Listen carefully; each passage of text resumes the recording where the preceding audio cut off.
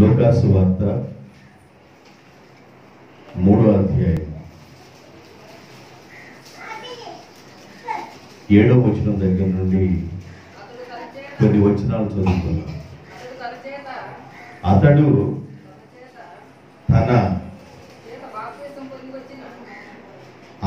తన చేత బాప్తిజం పొందటానికి వచ్చిన ప్రజలను చూచి, సర్ప సంతానమా, రాబోయే ఉగ్రతను తప్పించుకొనుటకు మీకు బుద్ధి చెప్పిన వాడు ఎవరు? మారు మనసులకు తగిన ఫలములు ఫలించుడి. మారు మనసులకు తగిన ఫలములు ఫలించుడి.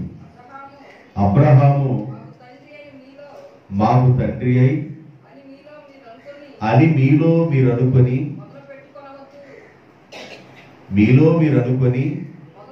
మొదలు పెట్టుకొనవద్దు. దేవుడు ఈ రాళ్ల వలన అబ్రహామునకును పిల్లలను పుట్టింపగలడని మీతో చెప్పుచున్నాను. ఇప్పుడే గొడ్డలి చెట్లు వేరున ఉంచబడి ఉన్నది కనుక మంచి ఫలములు ఫలించని ప్రతి చెట్టును గొడ్డలతో నరకబడి ఆ చెట్టును అగ్నిలో వేయబడునని మీతో చెప్పుచున్నాను. చదవండి. అందుకు జనులు, అలాగైతే మేమేమి చేయవలెనని అతనిని అడుగగా, అతడు 2 అంగీలు కలవాడు, ఏమీ లేని వానికి ఒకటి ఇవ్వాలి.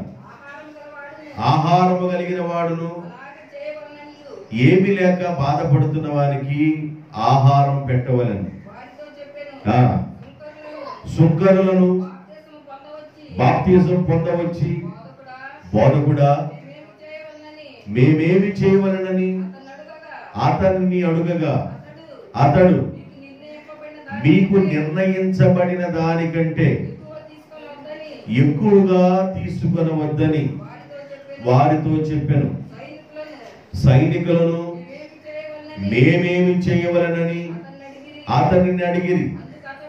అందుకతడు ఎవరిని బాధ పెట్టకయు, ఎవరి మీద అపనింద వేయకయు, మీకు ఇవ్వబడిన జీతములతో మీరు తృప్తి పొందుడి. చాలు. చాలా వాక్య భాగాలు మనం చదవడం జరిగింది. దీనిలో కొన్ని విషయాలు నేను మీకు చెప్తాను.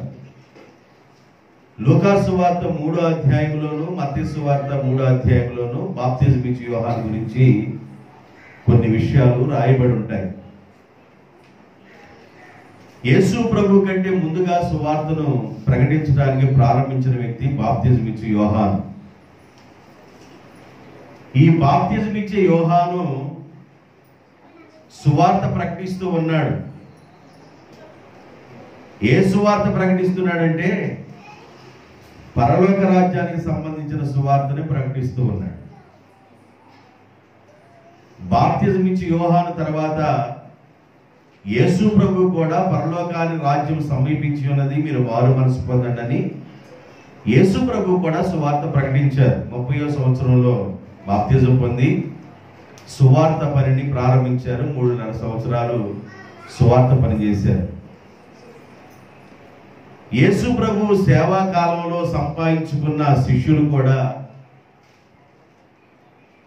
మరి బాప్తిజం ఇచ్చే యోహాను పరలోక రాజ్యాన్ని గురించి బోధించినట్లుగా, యేసు ప్రభు పరలోక రాజ్యాన్ని గురించి బోధించినట్లుగా యేసు ప్రభు శిష్యులు కూడా పరలోక రాజ్యాన్ని గురించి బోధించడం జరిగింది. వారు 12 మంది గాను, 70 మంది గాను, 500 మంది గాను, లక్షల మంది గాను ఇప్పుడు ప్రపంచ వ్యాప్తం ఏం చేస్తున్నారంటే దేవుని యొక్క రాజ్యాన్ని గురించి బోధిస్తూ ఉన్నారు. బాప్తిజం ఇచ్చే యోహాను ప్రారంభించిన దేవుని యొక్క రాజ్య బోధను, యేసు ప్రభు ప్రారంభించిన పరలోక రాజ్య బోధను, యేసు ప్రభు సంపాదించుకున్న శిష్యులు బోధించిన పరలోక బోధను, యేసు ప్రభు యొక్క శిష్యులు ప్రపంచంలో విస్తరించి వారు బోధించిన బోధ ఈరోజు లక్షల మందిగా యేసు ప్రభు యొక్క సేవను చేస్తూ పరలోక బోధలు చేస్తా ఉన్నారు. ఈ పరలోక బోధలో ఏమని మాట్లాడుతున్నారంటే, బాప్తిజం పొందడానికి అనేక మంది ప్రజలు వచ్చారు. బాప్తిజం పొందడానికి అనేక మంది ప్రజలు యోహాను దగ్గరికి రావడం జరిగింది. యోహాను అంటాడు, సర్ప సంతానమా, రాబోయే ఉగ్రతను తప్పించుకోవడానికి మీకు బుద్ధి చెప్పిన వాడు ఎవరు? ఉగ్రత రాబోతా ఉంది. భూమి మీదకి ఉగ్రత అనేది రాబోతుంది. దేవుని బిడ్డలారా, భూమి మీదకి ఉగ్రత అనేది ఆల్రెడీ ఆయా సమయాలలో ఉగ్రత అనేది, దేవుని ఉగ్రత భూమి మీదకి వచ్చింది, వస్తూ ఉంది, మరలా రాబోతూ ఉంది. ప్రజెంట్, ఫాస్ట్, ఫ్యూచర్లో జరిగిపోయిన కాలం, జరుగుతున్న కాలం, జరగనయ్యున్న కాలంలో యేసు ప్రభు యొక్క ఉగ్రత వస్తూ ఉంది. అది ఎవరి మీదకి వస్తుంది? యేసు ప్రభు యొక్క ఉగ్రత జరిగిపోయిన కాలంలో ఎవరి మీదకి వచ్చింది? జరుగుతున్న కాలంలో ఎలా ఉంది? జరగబోయే కాలంలో యేసు ప్రభు యొక్క ఉగ్రత ఎలా ఉంది? ఈ ఉగ్రత గురించి బాప్తిజం ఇచ్చి యోహాను మాట్లాడుతూ, సర్ప సంతానమా, రాబోతున్న ఉగ్రతను తప్పించుకోవడానికి మీకు బుద్ధి చెప్పిన వారు ఎవరు అని మాట్లాడారు. రాబోతుంది ఒక ఉగ్రత, జరుగుతుంది ఒక ఉగ్రత, గతించిపోయింది ఒక ఉగ్రత. గతించిపోయిన ఉగ్రత ఎలా ఉందో తెలుసా? గతించిపోయిన ఉగ్రత అనేది ఎలా ఉందో తెలిస్తే రాబోయే ఉగ్రత అంతకంటే భయంకరంగా ఉండిద్దని మీరు ఆలోచన చేయాలి. ఈ ఉగ్రత గురించి వారు ఆలోచన చేసి ముందుగానే 3 సార్లు అడిగారు, అలాగైతే మేమేమి చేయవలెను, అలాగైతే మేమేమి చేయవలెను, అలాగైతే మేమేమి చేయవలనని 3వ అధ్యాయం 10వ వచనం, 3వ అధ్యాయం 12వ వచనం, 3వ అధ్యాయం 14వ వచనంలో ఈ 3 సార్లు అడిగారు. నేను చెప్తాను, జాగ్రత్త నా వైపు చూడండి. అలాగైతే మేమేమి చేయాలి? ఉగ్రత అనేది రాబోతుంది. ఆ ఉగ్రత నుండి తప్పించుకోవడానికి అలాగైతే మేమేమి చేయాలి? ఉగ్రత గురించి ప్రజలకు బోధిస్తూ ఉన్నప్పుడు ప్రజల హృదయాలు తెరవబడి, ప్రజల హృదయాలు మారు మనసు పొంది, మనసు మార్చుకొని రాబోతున్న ఉగ్రత నుండి, భయంకరమైన ఉగ్రత నుండి తప్పించుకోవాలని, అలాగైతే మేమేం చేయాలి? ఆ ఉగ్రతలోనికి వెళ్లకుండా ఉండాలంటే మేమేం చేయాలని ఎందుకు ఆ రోజు ప్రజలు అడిగారంటే, జరిగిపోయిన కాలంలో ఉన్న ఉగ్రత భయంకరంగా ఉంది, రానయ్యన్న ఉగ్రత దానికంటే భయంకరమైన ఉగ్రత. జరిగిపోయిన కాలంలో ఎలాంటి ఉగ్రతలు జరిగినాయి? నోవాహు జీవించిన కాలంలో భయంకరమైన ఉగ్రత వచ్చింది భూమి మీదకి.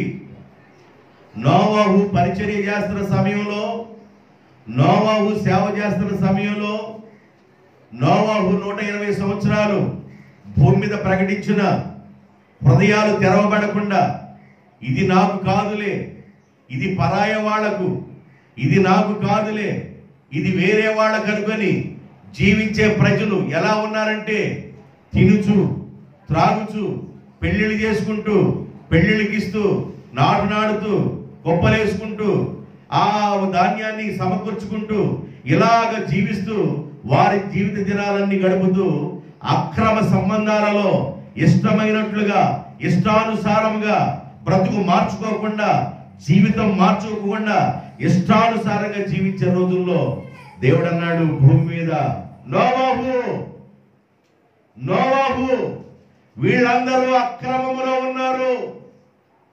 నోవాహు, వీళ్ళందరూ అక్రమము చేస్తూ ఉన్నారు.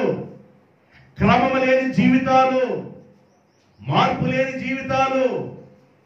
ఎన్నిసార్లు నీలో నుండి నేను మాట్లాడుతున్నా, నోవాహు అనే నీలో నుండి నేను మాట్లాడుతున్నా, ఎన్నిసార్లు వారికి బోధిస్తున్నా, ఆ హృదయం ఉందే, అది రాడ్డు తేలినట్టుగా తేలి రాయి అయిపోయినట్లుగా అయిపోయింది. వారికి మెత్తని గుండె లేదు, మెత్తని మాంసం లేదు, వారు వినువారు కారు, లోబడువారు కారు. కాబట్టి నోవహు, నా మాట విని నీవు ఒక ఓడని తయారు చేయి. నోవహు దేవుని యొక్క మాటకి లోబడ్డాడు. ఏ చెక్కతో చేయమన్నాడో ఆ చెక్కతో ఓడ తయారు చేశాడు. ఎన్ని మూరలు ఉండాలని చెప్పాడో అన్ని మూరలు వాడ ఉంచారు. ఎక్కడెక్కడ కిటికీలు పెట్టాలన్నాడో అక్కడక్కడ కిటికీలు పెట్టాడు. ఎక్కడెక్కడ డోర్లు పెట్టాలన్నాడో అక్కడక్కడ డోర్లు పెట్టాడు. ఈ డిజైన్ మొత్తం దేవుడు ఎలా చెప్పాడో అలాగే నోవాహు చేశాడు. దేవుడు ఏది చెబితే అది నోవాహు చేశాడు. అయితే ఆ రోజుల్లో ఉన్న ప్రజలు మాత్రం దేవుని మాట వెంటల్లా, లోబెడతల్లా, ఇష్టానుసారంగా ఉండిపోయారు. ఎంత భయంకరమైన ఉగ్రత వచ్చిందంటే నోవాహు కాలంలో నోవాహు కుటుంబము తప్ప ఏ కుటుంబము బ్రతకలేదు, బట్ట కట్టలేదు, వారు జీవించలేదు. అందరూ జల ప్రళయములో హతులైపోయి నాశనమైపోయారు. దేశం మీదకి ఉగ్రత వచ్చింది. నోవాహు కాలంలో ప్రపంచం మీదకి ఉగ్రత వచ్చింది. జల ప్రళయముతో దేశమంతా నింపబడిపోయింది. ఆకాశము తూములు విప్పబడిపోయినాయి, భూమిలో ఉన్న ఓటలు విప్పబడిపోయినాయి, కొండలు మునిగిపోయినాయి, పర్వతాలు మునిగిపోయినాయి. అది భయంకరమైన ఉగ్రత, భయంకరమైన ఉగ్రత. ఆ ఉగ్రత గురించి చెప్పేవాళ్ళు నోవాహు కుటుంబం తప్ప ఎవరు లేరు. ఒరే నాయనా, ఎంత ఉగ్రత వచ్చిందంటే కొండలు మునిగిపోయే నీరు, పర్వతాలు మునిగిపోయే నీరు, దాని మీద 15 మూరలు ఎత్తుగా వచ్చిన నీరు. ఎంత దేవుని యొక్క ఉగ్రత కాసుకొని కమ్ముకొని దేశం మొత్తం నాశనం అయిపోతే దీన్ని ఒక్క విషయాన్ని మేము చెప్పడానికి నోవాహు కుటుంబం మాత్రమే ఉన్న మేము మాత్రమే తప్పించబడ్డాం. అది భయంకరమైన ఉగ్రత. బాప్తిజం ఇచ్చి యోహాను వాక్యాన్ని మాట్లాడుతున్నప్పుడు ఇప్పుడే గొడ్డలి చెట్లు వేరుని పెట్టబడి ఉంది. ఏ చెట్టు అయితే ఫలించదో, చెట్టు అంటే చెట్టు అనుకోబాకండి, చెట్టు అంటే మనిషి, చెట్టు అంటే మనిషి అని అర్థం. దేవుడు చెట్లతో మనుషులు పోల్చాడు, దేవుడు ధాన్యముతో మనుషులు పోల్చాడు, దేవుడు ఆకాశ నక్షత్రాలతో మనుషులు పోల్చాడు, సూర్య చంద్రులతో మనుషులు పోల్చాడు. దేవుడు మనుషుల్ని ఆ విధంగా పోల్చాడు. గొర్రెలతో మనుషులు పోల్చాడు, పెండ్లి కుమార్తెతో మనుషులు పోల్చాడు. ఇలాగ దేవుడు ఆయా రీతులుగా మనుషులు పోలుస్తూ వచ్చాడు. ఇప్పుడే గొడ్ల పెట్టబడి ఉంది చెట్టు వేరున. ఏ చెట్టు అయితే ఫలించదో, ఏ చెట్టు అయితే కాయలు కాయదో, ఏ చెట్టు అయితే అలాగే మోడుబారి ముద్దుబారినట్లుగా పట్టినట్లుగా ఏ చెట్టు అయితే ఉండిందో ఆ చెట్టుని నేను నరకబోతున్నాను. ఏం చేస్తావు ప్రభు అన్నారికి? అగ్నిలో వేస్తాను, దాన్ని అగ్నిలో వేస్తాను ఆ చెట్టుని. ఇక అది ఎన్నడు దాని అంకురాలు రాకుండా దాన్ని అగ్నిలో పడైపోతున్నాను అన్నాడు. భయపడిపోతున్నారు ప్రజలు, భయపడిపోతున్నారు. రాబోయే ఉగ్రతను తప్పించుకోవాలని ప్రజలు వచ్చి 3 సార్లు అడిగారు. 10వ వచనంలో అడిగారు, 12వ వచనం అడిగారు, 14వ వచనం అడిగారు. 3వ అధ్యాయం 10వ వచనం లోకాసు వార్త, 3వ అధ్యాయం 12వ వచనం లోకాసు వార్త, 3వ అధ్యాయం 14వ వచనం లోకాసు వార్త. 3 సార్లు ప్రజలు ఏం అడిగారంటే అలాగైతే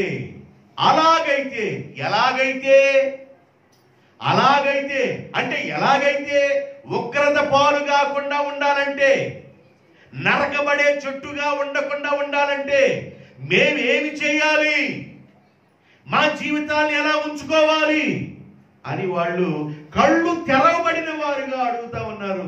అలాగైతే మేమేం చేయాలయ్యా? ఈరోజు ఆ మెసేజ్ మీకు చెప్పబోతున్నారు. ఆ మెసేజ్ చెప్పడానికి ముందుగా రాబోయే ఉగ్రతను తప్పించుకోవడానికి మీకు బుద్ధి చెప్పిన వాళ్ళు ఎవరు?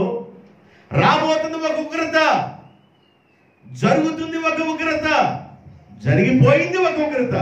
జరిగిపోయిన ఉగ్రత చాలా భయంకరమైనది. జరిగిపోయిన ఉగ్రత చాలా భయంకరమైనది. యూట్యూబ్లో మీరు ఏం చేస్తారంటే గూగుల్ సెర్చ్లోకి వెళ్ళిపోయి బరోడా ట్రయాంగిల్స్ అని పట్టాడు. బరోడా ట్రయాంగిల్స్ అని పట్టాడు. మీకు అది ఓపెన్ కాకపోతే నా దగ్గర రండి. దాని విధానం ఏంటంటే, ఈ బరోడా ట్రయాంగిల్స్ యొక్క విధానం ఏంటంటే, ఇది ఏ షిప్ ఆ ప్రదేశానికి వెళ్ళినా కూడా ఏ షిప్పులు తిరిగి రావు. అది పెద్ద అగాధంలాగా మునిగిపోతూ ఉంటుంది. ఆ బరోడా ఉండే ట్రయాంగిల్స్ త్రిభుజాకారంలో పనిచేస్తూ ఉంటుంది. చాలా విస్తీర్ణ కలిగి ఉంటుంది. ఆకాశంలో ప్రయాణమై వెళుతున్న విమానాలు కూడా ఆ బరోడా ట్రయాంగిల్స్ లాగుతూ ఉంటుంది. దాని గురించిన వివరాలు కావాలంటే యూట్యూబ్లో చెక్ చేయాలి మీరు బరోడా ట్రయాంగిల్స్ గురించి. సముద్రంలో ఏర్పడిన ఆ బరోడా ట్రయాంగిల్స్ ఎలాగుంటుందంటే, అక్కడ అది ఎందుకు ఏర్పడిందో కారణం ఏందో కొంతమంది అదే పాతాళం అంటున్నారు, కొంతమంది ఏమంటున్నారంటే అక్కడ ప్రకంపనాలు కరెంటు అక్కడ ప్రారంభమవుతుంది. అక్కడ నుండి ఆ భయంకరమైన గాలులు, భయంకరమైన నీటి ప్రవాహం, అది అక్కడ ప్రవాహం ఎలాగుంటుందంటే బాగా ఎత్తి బాగా ఎగిసి కింద పడుతూ ఉంటాయి. ఇక్కడ మనకు వచ్చే సముద్రం వచ్చే అలలాగా ఏదో మనం ఎగిరితే మునిగేటట్టు అలలు కాదు అవి. అది భయంకరమైన అలలు, చాలా ఎత్తుగా ఆకాశం కంటే అంతగా ఎత్తుపడుతుంటాయి. బరోడా ట్రయాంగిల్స్ ఉన్న ప్రాంతం అక్కడ ఏది తప్పించుకొని ఇంతవరకు రాలేదు. ఏ సైంటిస్ట్కి అర్థం కాలేదు, ఇప్పటి వరకు అర్థం కాలేదు. ఈ రోజుకి అర్థం కాని మిస్టరీస్ ఎన్నో ఉన్నాయి. ఈ రోజుకి అర్థం కాని విషయాలు భూప్రపంచం మీద ఎన్నో విషయాలు ఉన్నాయి. సైంటిస్టులు కూడా అంతుపట్టని విషయాలు ఎన్నో ఉన్నాయి. ఎంత నీరంతా, ఈ సముద్రంలో ఉన్న నీరంతా ఆకాశ వాకిళ్ళు దేవుడైతే ఎప్పుడే విప్పాడో సముద్రము నిండిపోయింది, కొండలు మునిగిపోయినాయి, పర్వతాలు మునిగిపోయినాయి, చాలా ఎత్తు వచ్చినాయి ఈ నీరు. ఈ ఉగ్రత గురించి చెప్పడానికి నోవాహు ఫ్యామిలీ ఒక్కట మాత్రమే మరి మిగిలిపోయి ఉంది. ఇది భయంకరమైన ఉగ్రత. ఈ ఉగ్రతలో ఎవరు తప్పించబడలేదు, ఎవరు మిగలలేదు. బ్రతికి బట్ట కట్టారు అంటే ఒక్క నోవాహు ఫ్యామిలీ మాత్రమే బ్రతికి బట్ట కట్టారు. కారణం ఏంటంటే వాళ్ళు దేవుని మాట విన్నారు, వాళ్ళు దేవుని మాటకు లోబడ్డారు. ముగ్గురు కుమారులు, ముగ్గురు కోడళ్ళు, నోవాహు యొక్క భార్య. కొంతమంది కోడళ్ళు ఎలాగుంటారంటే, పెద్ద కోళ్ళు అంటే చిన్న కోళ్ళకు పడదు, చిన్న కోళ్ళు అంటే పెద్ద కోళ్ళకు పడదు, రెండో కోళ్ళు అంటే మూడో కోళ్ళకు పడదు, మూడో కోళ్ళు అంటే రెండో కోళ్ళకు పడదు. ఇలాగుంటారు. అలా లేరు వాళ్ళు ఆ విధంగా లేరు. నోవాహు తన భార్యతో చెప్పినప్పుడు భార్య నోవాహు మాట వింది. నోవాహు తన కుమారుని పిలిచి చెప్పినప్పుడు కుమారులు నోవాహు మాట విన్నారు. నోవాహు కోడళ్ళను పిలిచి చెప్పినప్పుడు కోడళ్ళు నోవాహు మాట విన్నారు. వీరందరూ ఒకే మాటలో ఉండి దేవుడు ఏం చెప్పారో, దేవుడు ఏది చేయమన్నారో అలాగ ఉండి వీళ్ళు జీవించారు కనుక దేవుడు ఆ ఒక్క ఫ్యామిలీని మాత్రమే గుర్తు చేసుకున్నాడు. నోవాహు ఆ తరం వారిలో నీతిమంతుడు, నిందారహితుడు, దేవుని మాట విన్నవాడు, దేవునితో నడిచినవాడు. ఇలాగ నోవాహు గురించి చాలా సాక్ష్యాలు ఉన్నాయి. ఆయన టైంలో ఒక భయంకరమైన ఉగ్రత ప్రపంచాన్ని కమ్మింది. ఒక ప్రాంతాన్ని కాదు, ప్రపంచాన్ని ముంచి వేసిన ఉగ్రత. తర్వాత మరి ఒక ఉగ్రత వచ్చింది. లోతు సొదొమ గుమ్మర ప్రాంతంలో నివాసం చేస్తూ ఉన్న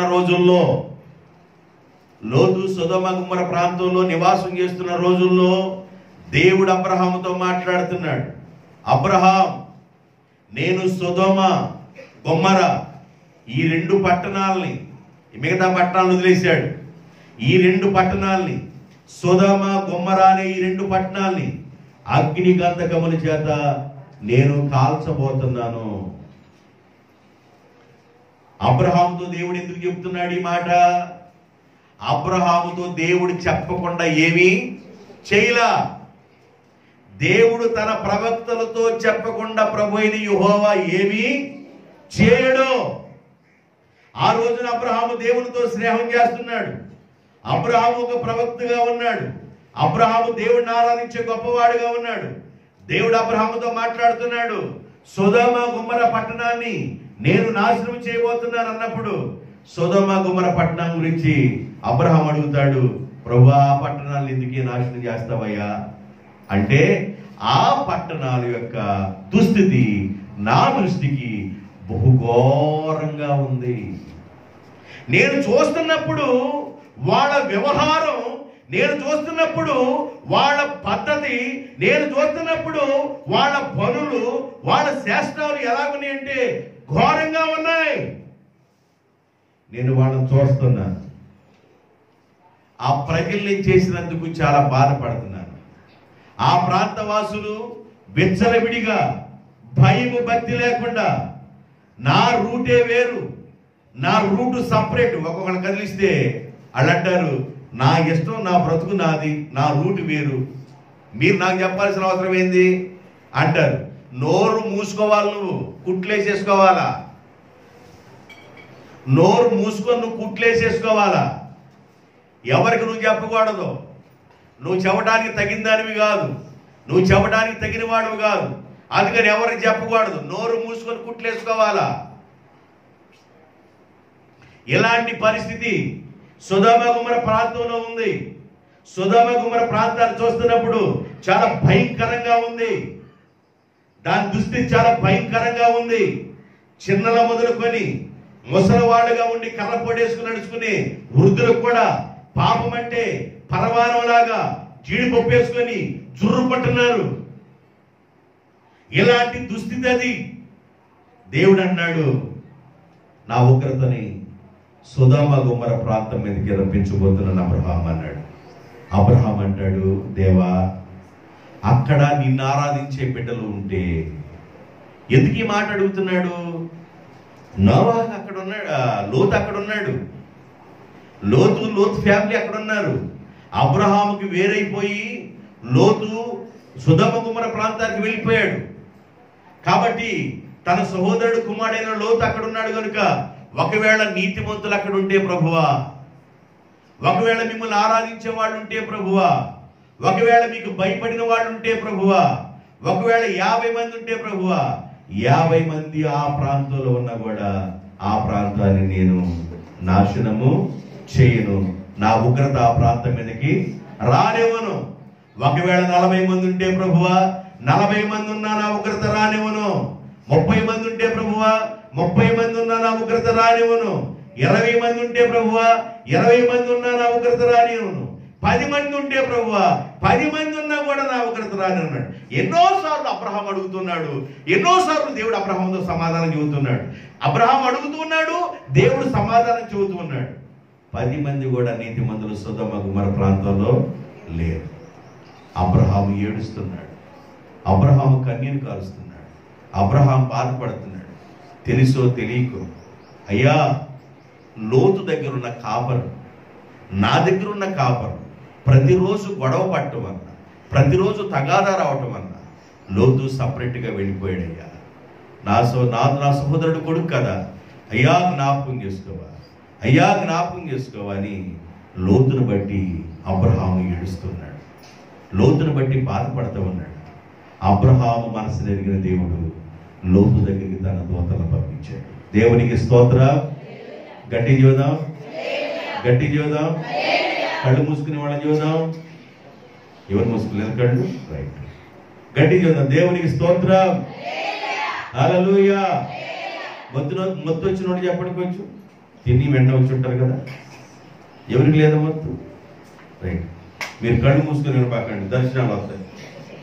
వీళ్ళు కళ్ళు మూసుకుని ఉంటే దర్శనాలు వస్తాయి. ఆ దర్శనాలు కుక్కలు ఎంపడపడ్డట్టు, కోతులు ఎంపడపడ్డట్టు, రకరకాల దర్శనాలు వస్తాయి. కళ్ళు మూసుకుంటే లేనిపోయింది. కళ్ళు మూసుకుని వినపాకండి. నేను 1 గంట చూద్దాను, కళ్ళు తెరిచి నాకెళ్ళి చూడండి. కొంతమంది కళ్ళు తెరిచి ఎట్లా చూసినా కూడా అర్థం కాదు, నాకెళ్ళి చూద్దాను అంటారు. ఏం అర్థం కదా, నాకెళ్ళి చూడండి. దేవునికి స్తోత్రం. అబ్రహాము ఏడుస్తూ ఉన్నాడు, బాధపడుతూ ఉన్నాడు.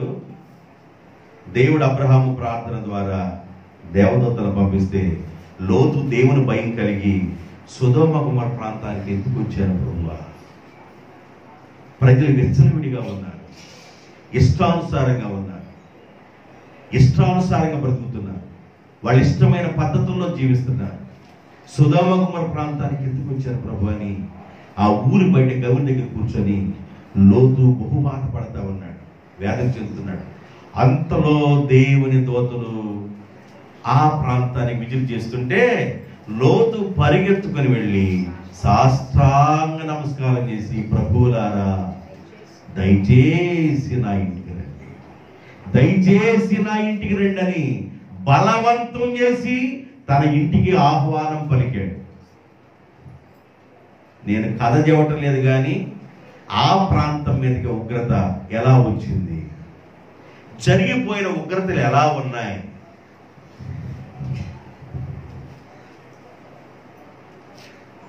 అయితే లోతు ఇంటికి వచ్చిన ఈ దేవదూతలు మనుషులు పోలి ఉన్నారు. వాళ్ళ రూపాలు చాలా సౌందర్యంగా ఉన్నాయి. సొదొమ వాసులు ఈ లోతు ఇంటికి వచ్చిన మనుషులు చూశారు, అందంగా ఉన్న మనుషుల్ని. ఇంటికి వెళ్ళిపోయి లోతుని అడుగుతున్నారు, నీ ఇంటికి ఇద్దరు వచ్చారు కదా, వాళ్ళని పంపించు, వాళ్ళతో కూడా మేము పాపం చేయాలి, వాళ్ళని పంపించు బయటికి నీ ఇంట్లో నుండి. వీళ్ళకి ఇదే రంది, లేచిన దగ్గర నుండి ఇదే రంది, ఈ రంది తప్ప ఇంకో రంది లేదు, వాళ్ళని పంపించండి, మేము వారితో పాపం చేయాలా. అయ్యలారా, నా ఇంటికి వచ్చిన వారిని నేను బయటికి పంపించను. బ్రతిమలాడుతున్నారు. ఎంత బ్రతిమలాడినా లోతు మాటలంట బ్రతిమలాడుతుంటే ఆయన మాటలకు వారి కోపం వస్తుందంటే వాళ్ళకి. లోతు మీద పడి లోతును ముందు లేపేస్తే ఆ ఇంటికి వచ్చిన ఇద్దరితో మనం వెచ్చలవిడిగా పాపం చేయొచ్చని దుమ్ముగా వచ్చేసి లోతు మీద పడదాం అనుకుని దానికి దేవదూతలు లోతు చేపట్టుకుని లోపలాగారు. వాడికి అంధత్వం కలిగిపోయింది. వాళ్ళు ఎక్కడుంది తలుపు, ఎక్కడుంది తలుపు, ఎక్కడుంది తలుపు అని కొట్టుకుంటా తిరుగుతా ఉన్నారు. అంధత్వం కలిగిపోయింది, నేత్రాలకు అంధత్వం కలిగిపోయింది, తలుపు అర్థం కావటం లేదు. ఇంటిలో బోధిస్తున్నారు దేవదూతలు లోతు నీ కుటుంబంతో సహా తక్షణమే తెల్లవారుతుందనంగా నీ ఇంటిని, ఈ ప్రదేశాన్ని నీ విడిచి ఇక్కడి నుండి నువ్వు వెళ్ళిపోవాలి. ఈ ప్రాంతం మీదకి దేవుని యొక్క ఉగ్రత రాబోతుంది. ఈ ప్రాంతం మీదకి దేవుని యొక్క ఉగ్రత రాబోతుంది. ఈ విషయాలు మాట్లాడుతూ ఉండగా, అయ్యా నా కూతుళ్ళకి నిశ్చితార్థం జరిగింది, ఇంకా వివాహం కాలేదు, నిశ్చితార్థం జరిగింది. మా అమ్మాయిని మా అబ్బాయికి ఇస్తాం అనుకున్నాం, ఈ పెద్ద అమ్మాయిని పలానా అబ్బాయికి, చిన్న అమ్మాయిని పలానా అబ్బాయికి ఇద్దాం అనుకున్నాం, నిశ్చితార్థం జరిగింది. వాళ్ళను కూడా పిలుచుకొని వచ్చి మా అల్లుడుగా నిశ్చితార్థం జరిగింది కాబట్టి వాళ్ళని, నా ఇద్దరు కూతుర్ని, నా భార్యని మేమందరం వెళ్ళిపోతామయ్యా అన్నారు. సరే వెళ్ళిపో, మాట్లాడరా అన్నారు. వెళ్ళిపోయి ఆ రాత్రి వేళే చాలా పరుగున లోతు వెళ్ళిపోయి వాళ్ళ అల్లుడి దగ్గరికి వెళ్ళిపోయి లేపి, అయ్యా దేవుని యొక్క ఉగ్రత తెల్లవారిపాటికి రాబోతుంది, దేవుని యొక్క ఉగ్రత ఈ ప్రాంతం మీదకి రాబోతుంది, సొదొమ గొమొర్రా ప్రాంతం మీదకి రాబోతుంది. వాళ్ళు అన్నారు, ఎంత రాత్రి వేళ వచ్చావు, ఏమైనా పీడకలలు ఏమైనా వచ్చినాయా నీకు, పిచ్చి పిచ్చిగా మాట్లాడుతున్నావు, తెల్లవారింటికి వచ్చి మాట్లాడతాం కానీ మీరు వెళ్ళిపోయి విశ్రాంతి తీసుకోండి మామగారు అని ఇద్దరు సర్ది పంపించారు. పిల్లలు చెప్తే వినేటట్లు లేరు. వాడు చెప్పింది దేవుడు లోతుకి అర్థమైపోయింది. చెప్పింది దేవుడు అబ్రహాముకి అర్థమైపోయింది. దేవుడు చెప్పిన మాట అల్లుళ్ళు చెబుతున్నారు, అల్లుళ్ళకి అర్థం కాల. నీకేమైనా పిచ్చి పట్టిందా? తెల్లవారిపాటికి సొదొమ గొమొర్రా పట్టణాలు ఆకాశం అగ్ని సొదొమ గొమొర్రా మీదకే, ఈ రెండు ప్రాంతాల మీదకే వస్తుందా? ఇక ఏ ప్రాంతం మీదకి అగ్ని రాదు ఆకాశం నుండి వస్తే? ఇలా మాట్లాడుతున్నారు. లోతు కన్నీటితో ఇంటికి వచ్చాడు. తన భార్యని, తన ఇద్దరు కుమార్తెను తీసుకొని వెళ్ళిపోయాడు. తెల్లవారుతూ ఉంది. దేవుని యొక్క ఉగ్రత ఆకాశం నుండి దిగుతుంది. దేవుని యొక్క ఉగ్రత ఆకాశం నుండి దిగుతుంది. ఈ ఉగ్రత అగ్ని రూపంలో దిగుతుంది, అగ్ని గంధకాల రూపంలో దిగుతుంది. ఈ ఉగ్రత అగ్ని గంధకముల రూపంలో దిగుతూ ఉంది. సొదొమ గుమ్మర ప్రాంతంలో ఉన్న ఇప్పుడు ఏ చెట్టు మలవదు అక్కడ, ఇప్పుడు ఏ చెట్టు మలవదు, ఏ చెట్టు అక్కడ మలవదు. ఇక ప్రజెంట్ ఈ రోజు కూడా ఏ చెట్టు సొదొమ గుమ్మర ప్రాంతం మీద ఏ మొక్క మలవదు. సొదొమ గుమ్మర ప్రాంతం మీదకి దేవుని యొక్క అగ్ని అలాగ కురుస్తూ ఉంది. ఒక్కడ మిగలలేదు. లోతు ఫ్యామిలీ కాపాడబడింది. దేవునికి స్తోత్రం. గట్టి చూద్దాం. దేవునికి స్తోత్రం. హల్లెలూయా. దేవుని యొక్క ఉగ్రత జరిగిపోయిన కాలంలో ఎలా వచ్చింది? బాప్తిజం ఇచ్చి యోహాను పరలోక రాజ్యాన్ని గురించి మాట్లాడుతున్నప్పుడు అనేక మంది ప్రజలు బాప్తిజం పొందడానికి వచ్చారు. మారు మనసు పొంది వారు మనసు మార్చుకొని బాప్తిజం పొందడానికి వచ్చారు.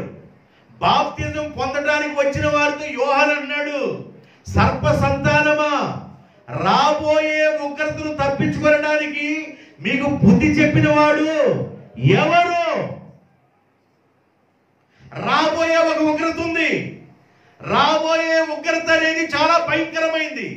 అది భయంకరమైందని తెలియడానికి జరిగిపోయిన ఉగ్రతలను తెలుసుకుంటే రాబోయే ఉగ్రత ఇంకా డబల్ ఉంటుంది. జరిగిపోయిన ఉగ్రత ప్రపంచం ఒకసారి నీటిని ముంచేసింది. సొదొమ గుమ్మర పట్టణాన్ని అగ్నితో కాల్చివేసింది. జరిగిపోయిన ఉగ్రత ఇంకా ఎలా ఉందో తెలుసండి. జరిగిపోయిన ఉగ్రత ఎలా ఉందో తెలుసా? కోరాహు యొక్క కుమారుడు దైవజనుడైన మోషేకి, మిరియాముకు, అహరోనుకు విరోధముగా మాట్లాడిన కారణాన్ని బట్టి భూమి నోరు తెరిసిందంట. భూమి ఏం చేసింది? నోరు తెరిసింది. ప్రకంపనం. భూమి నిర్లిచ్చింది. నోరు తెరిసి కోరహు యొక్క ఆ తరాన్ని నోరు తెరిసి మింగేసింది భూమి. అది ఒక రకమైన ఉగ్రత. ఈ విషయాల్ని తర్వాత తరం తెలుసుకుంటా ఉన్నారు. ఒకసారి భూమి నోరు తెరిచింది, ఒకసారి అగ్ని దిగింది ఆకాశం నుండి, ఒకసారి నీటితో ప్రపంచాన్ని గ్లోబ్ మొత్తాన్ని దేవుడు ముంచేశాడు. ఇలాంటి ఉగ్రత జరిగిపోయింది. జరుగుతున్న ఉగ్రతలు రకరకాలుగా జరుగుతున్నాయి. ఒక వ్యాధి పోయిందంటే మరొక వ్యాధి, ఒక వ్యాధి పోయిందంటే మరొక వ్యాధి, ఒక వ్యాధి పోయిందంటే మరొక వ్యాధి. జరుగుతున్న ఉగ్రత ఇది. లక్షలు ఖర్చు పెడుతున్నారు. ఉన్నవాళ్ళు లక్షలు ఖర్చు పెడతా ఉన్నారు. కరోనా సమయంలో లక్షల ఖర్చులు పెట్టిన వాళ్ళు ఉన్నారు. బయటికి రాలేదు, మిగలలేదు. జరుగుతున్న ఉగ్రత ఇది. ఒక వ్యాధి పోయిందంటే మరొక వ్యాధి, దానికి మరలా వ్యాక్సిన్ తెలుసుకునే దానికి, దానికి మరలా ఇంజక్షన్ తెలుసుకునే దానికి, దానికి మరలా మందులు కనిపెట్టేదానికి మరొక ఉగ్రత. ఇలాగ జరుగుతున్న ఉగ్రతలు ఎన్నో కనబడుతున్నాయి మన కళ్ళతో. అనేక మంది ప్రపంచవ్యాప్తమైన ఉగ్రత కరోనా వైరస్. గ్లోబల్ మొత్తం చుట్టుకుంది. గ్లోబల్ మొత్తానికి వచ్చిన వైరస్ కరోనా వైరస్. ఇలాగా అల్లకొల్లోలంగా ప్రాంతం అంతా కదిలించబడతా ఉంది. ఇదొక ఉగ్రత అయితే, రాబోతున్న ఒక ఉగ్రత ఉంది. పంచభూతములు మిక్కడమైన వేండ్రముతో లైవ్ కాబోతా ఉంది. జరిగిపోయిన ఉగ్రత సొదొమ గుమ్మర మాత్రం మీదకే అగ్ని వచ్చింది. ఈసారి గ్లోబల్ మొత్తాన్ని దహించబోతుంది అగ్ని. భూమిలో నుండి అగ్ని రాబోతుంది, సముద్రములో నుండి అగ్ని రాబోతా ఉంది, ఆకాశం నుండి అగ్ని రాబోతా ఉంది. అగ్ని గ్లోబల్ మొత్తాన్ని కప్పబోతా ఉంది. పంచభూతములు మిక్కడమైన వేండ్రముతో లైవ్ కాబోతున్న ఉగ్రత ఒక రోజు రాబోతుంది. ఆ ఉగ్రతను తప్పించుకోవడానికి మీరు వచ్చారా? రైట్ అని వాళ్ళకి బాప్తిజాలు ఇస్తా ఉన్నాడు. బాప్తిజం పొంది బయటకు వచ్చిన వాళ్ళు వీళ్ళు ఏమన్నారంటే, అలాగైతే మేమేమి చేయగలం. జాగ్రత్తగా వినాలి. మీరు జాగ్రత్తగా వినండి, అనాలోచనగా వినబాకండి. నేను దానిలో ఒక పదం చెప్పాను, దానిలో ఒక మాట చెప్పా. ఉగ్రత నుండి తప్పించుకోవడానికి మీకు బుద్ధి చెప్పిన వాడు ఎవరు? ఇప్పుడే గొడ్డల చెట్టు వేరుని పెట్టబడి ఉంది. ఏ చెట్టు అయితే ఫలించదో, ఏ వ్యక్తి అయితే ఫలించడో, బాప్తిజం పొందాను 20 సంవత్సరాలైంది, బాప్తిజం పొందాను 10 సంవత్సరాలైంది, బాప్తిజం పొందాను 40 సంవత్సరాలైంది, నాకు సీనియారిటీ ఉంది కానీ సిన్సియారిటీ లేదన్నట్లుగా ఒక ఆత్మ కూడా రక్షింపబడకుండా బాప్తిజం పొందిన నీ ద్వారా నీకు నీవే ఉపయోగం లేకుండా నీవు ఒకళ్ళని కూడా రక్షించకుండా ఉన్నట్లయితే ఈ చెట్టు వల్ల కూడా ఉపయోగమేమీ లేదు.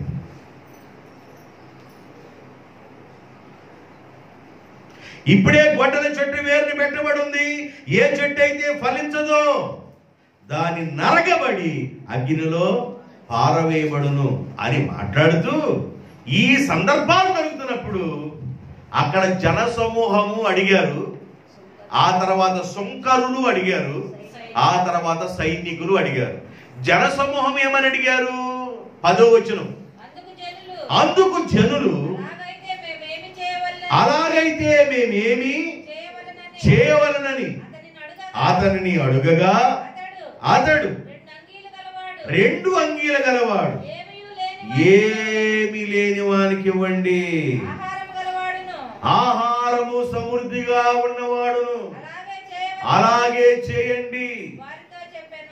ఆహారము కలిగిన వాడు, తినటానికి సమృద్ధిగా ఉన్నవాడు, ఏమి లేకుండా బాధపడుతున్న వానికి కాస్త ఒక పూటన్న పెట్టండి. రాబోయే ఉగ్రత నుండి మీరు తప్పించుకోవడానికి మేమేమి చేయాలని మీరు అడుగుతున్నారే, మీరేమి చేయాలని అడుగుతున్నారే. దానికి ఏముండాలంటే హెల్పింగ్ నేచర్ ఉండాలి, ఇచ్చే గుణం ఉండాలి, పెట్టే గుణం ఉండాలి.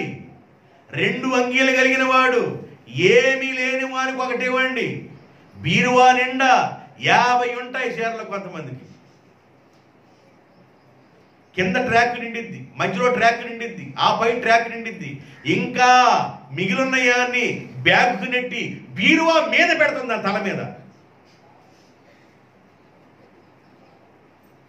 కట్టుకోవడానికి సరైన చీరలేక చినిగిపోయిన చీరలతో తిరుగుతున్న వ్యక్తుల్ని కళ్ళకు కనపడినప్పుడు ప్రేమించి, నువ్వు ఇచ్చేది ఎవరికి తెలియకూడదు, ప్రేమించి హెల్ప్ చేయి. అలాగైతే మేమేమి చేయాలి? రాబోయే ఉగ్రత నుండి తప్పించబడ్డానికి 1 బాప్తిజం పొందాం. నమ్మి బాప్తిజం పొందువాడు రక్షింపబడును, నమ్మని వారికి శిక్ష విధించబడును. నమ్మి బాప్తిజం పొందినవాడు ఆ రక్షణను అంతవరకు కాపాడుకోవాలి. బాప్తిజం పొందిన తర్వాత వెర్రి వేషాలు, ఎదవి వేషాలు వేయకూడదు.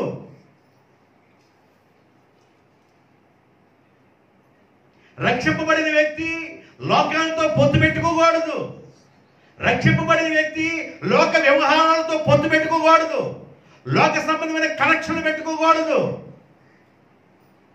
జాగ్రత్తగా ఉండాలి సుమా.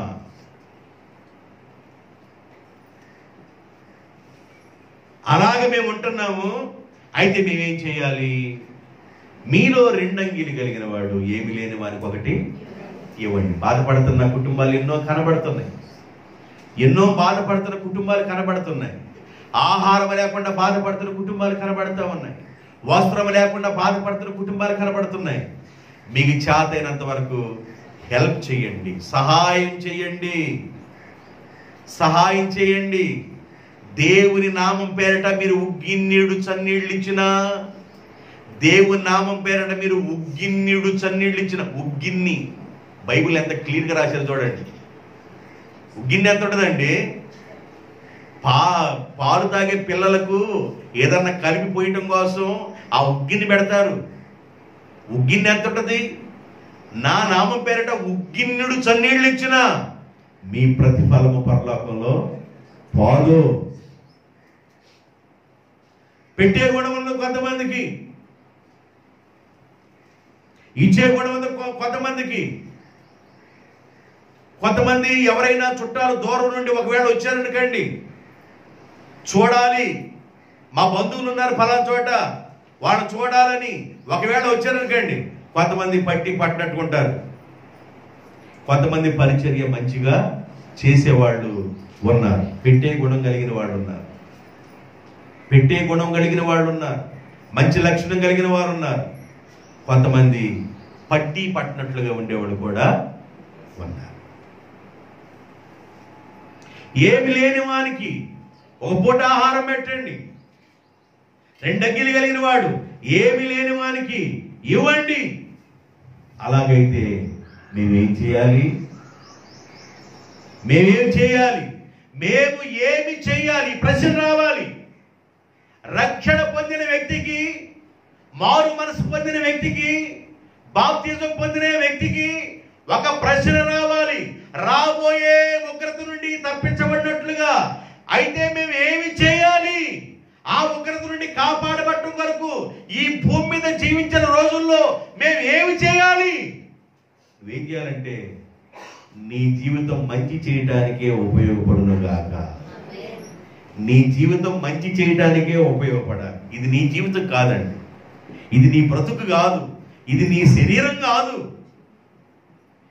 నీ జీవితం నీది కాదు. బైబిల్ చెబుతుంది మీ ఆయుష్కాలం నా చేతిలో ఉందన్నాడు దేవుడు. నీ జీవితం నీది కాదు, నీవు కాదు. పౌలు అంటాడు, అపోస్తలుడైన పౌలు, నేను నా వాడను కాను, నేను క్రీస్తుకు చెందిన వాడను.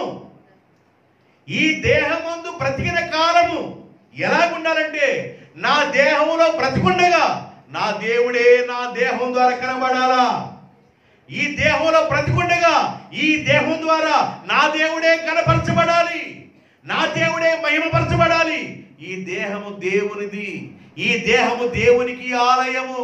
ఎవరు దేవుని ఆలయమును పాడు చేయదురో దేవుడు వానిని పాడు చేయను. దేహము దేవుని యొక్క ఆలయం. నేను నా వాడును గాను, విలువ పెట్టి కొనబడిన వాడును. 1:19 చెబుతాడు ఫిలిప్పీయులకు రాసిన పత్రిక. ఫిలిప్పీయులకు రాసిన పత్రిక 1:19 చెప్తాడు, నా చావు మూలముగానైనా సరే, నా బ్రతుకు మూలముగానైనా సరే క్రీస్తు నా శరీరమందు ఘనపరచబడాలా. దేవునికి స్తోత్రం. నా చావు మూలంగానైనా క్రీస్తే కనబడాలి, నా బ్రతుకు మూలంగానైనా క్రీస్తే కనబడాలి. ఇది క్రీస్తుకు తప్ప ఈ శరీరాన్ని దేనికి నేను వినియోగించను. ఈ శరీరం దేవునికి ఆలయం.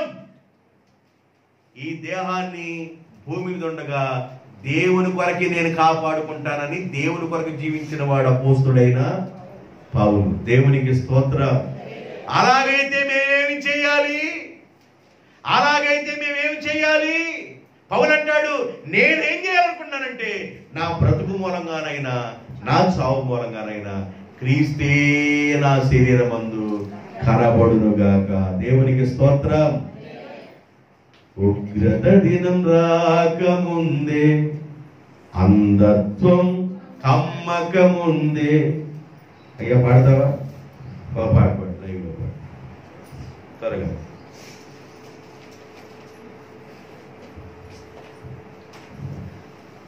పట్టేసిందా? నెట్టుకుంటా.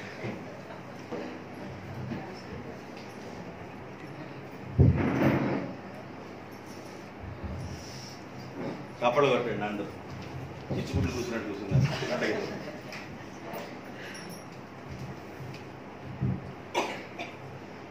స్మరించు రక్షకుని అనుకూల సమయమున చేర్చుకో యేసుని ఆలస్యం చేయక.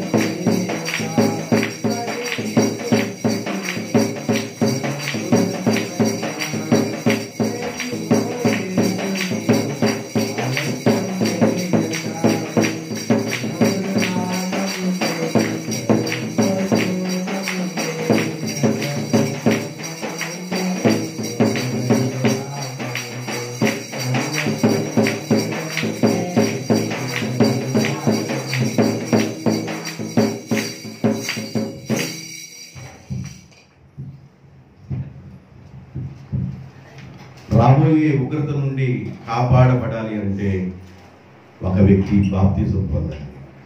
ఏం చేయాలి? బాప్తిజం పొందాలి. జరిగిపోయిన ఉగ్రత చెప్పాను, జరుగుతున్న ఉగ్రత చెప్పాను, జరగబోయే ఉగ్రత ఇంకా భయంకరమైంది. ఆకాశము తన స్థానం కోల్పోబోతుంది, భూమి తన స్థానం కోల్పోబోతుంది. కనబడుతున్న సూర్యుడు, చంద్రుడు, నక్షత్రాలు కనబడకుండా పోబోతున్నారు. నక్షత్రాలు పండిపోయిన కాయలు రాలినట్టుగా రాలబోతున్నాయి. కాబట్టి భయంకరమైన రోజులు రాబోతున్నాయి భూమి మీదకి. సూర్యుడు రూపం కోల్పోబోతున్నాడు, ఓజోన్ పొరలకు రంధ్రాలు పడతా ఉన్నాయి,